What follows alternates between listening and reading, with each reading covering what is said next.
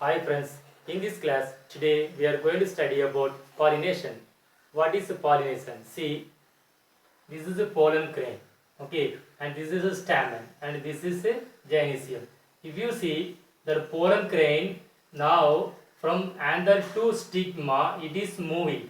So this process called a pollination, okay. And pollination, if you see, it is two types. So one is self pollination and another one is cross pollination. So self pollination is also known as autogamy. And what is self pollination? See, whenever the pollen grains they are moving from anther to stigma of same plant's flower or other flower. Okay, that process called self pollination. And if you see self pollination, it is having some advantages. Means self pollination it is taking place in certain bisexual flower, and for self pollination no need of any agents to carry pollen grains. Okay, and whenever self pollination taking place, the pollen grains are not wasted.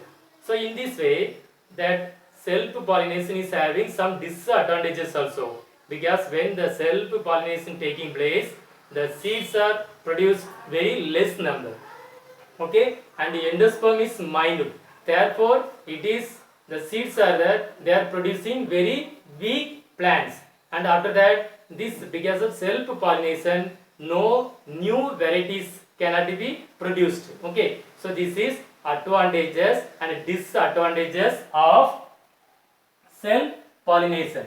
So next we are going to study about cross pollination. What is cross pollination? So cross pollination is also known as allogamy.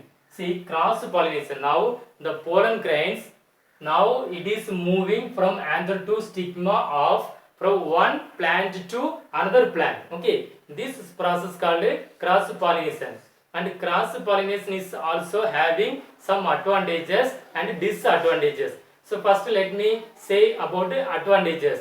So what happens here, because of cross pollination, whatever seeds are produced, when they develop and germinate, they are growing into better plants and more viable seeds are produced. Okay, and next if you see disadvantages.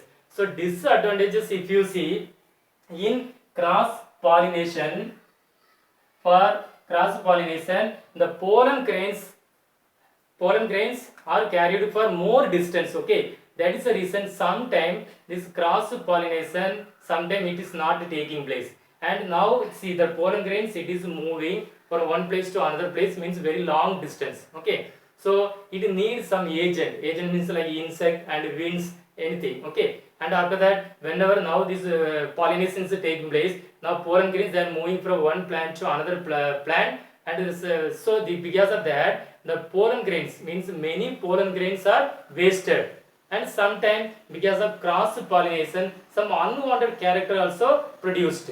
Okay, so this is about cross pollinations advantages and disadvantages. So next we are going to study, see, for this cross pollination we need some factors. So factors means like agents. So agents, if you see, wind, insect, water and animal. So for cross pollination it has to take place. Okay, so for that purpose now these factors are needed. Why? Because they are only carrying the pollen grains from one plant to another plant. Okay, that is the reason it is needed, then only this cross pollination is taking place. So first one, so first let me say about wind. So pollination. Okay, so pollination is taking place with the help of wind, that is called anemopily. Okay, anemopily means pollination is taking place with the help of wind, and that process is called anemopily.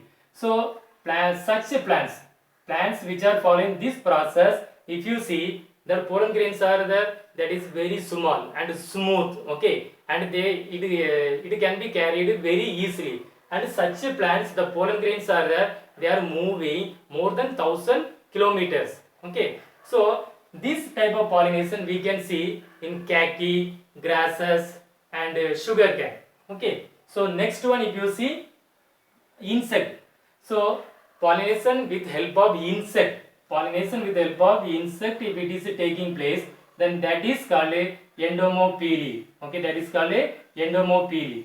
So if you see, you might have seen honeybees and flies and butterfly, they are involving this type of pollination process. Okay, and maximum if you see 80% of pollination is achieved by honeybees.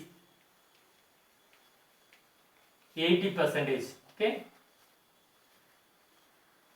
80% of pollination that is achieved by honeybees. And if you see, with such a plants, they are having very colorful flower and they are producing nectar. Okay, and they have fragrance, means they have very good smell, then only the insects can be attracted. Okay, so this is about insect pollination. And next one, pollination by water.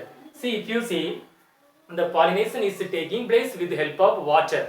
If pollination is taking place with the help of water, that is called hydropily. Okay, that is called a hydropily. So this hydropily, this process is taking place in aquatic plant. So aquatic plant, such a type of pollination we can see. Okay, so if you see here, now more these plants are producing more number of pollen grains. Why? Because what happens when this now these pollen grains, they are moving along with water. Someday what happens with the water, they are not reaching flower plant. Okay, it is going to other place only. That is the reason. So Hydrilla or Vallisneria, they are producing more pollen grains. So when they are producing more pollen grains, and some of the pollen grains, they are floating on the water, and at last they are reaching female flower. Okay, so pollination is taking place with the help of water. So this one we can see in aquatic plant. And the next one at last, so pollination with the help of animal. So if you see, pollination is taking place with the help of animals also. So where this you see, if pollination is taking place with the help of animals, and that process called zooberries. Okay, and such plants, if you see, they are also producing very colorful flower and good smell. Okay, then only these animals can be attracted.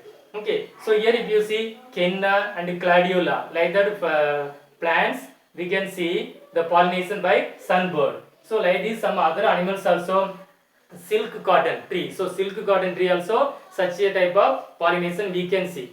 Okay, so this is all about pollination. So in this class today we have studied pollination, self-pollination, cross-pollination. Okay, and agents of wind. So 4 factors: wind, insect, water, animals.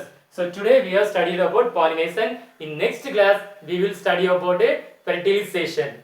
Okay, thank you.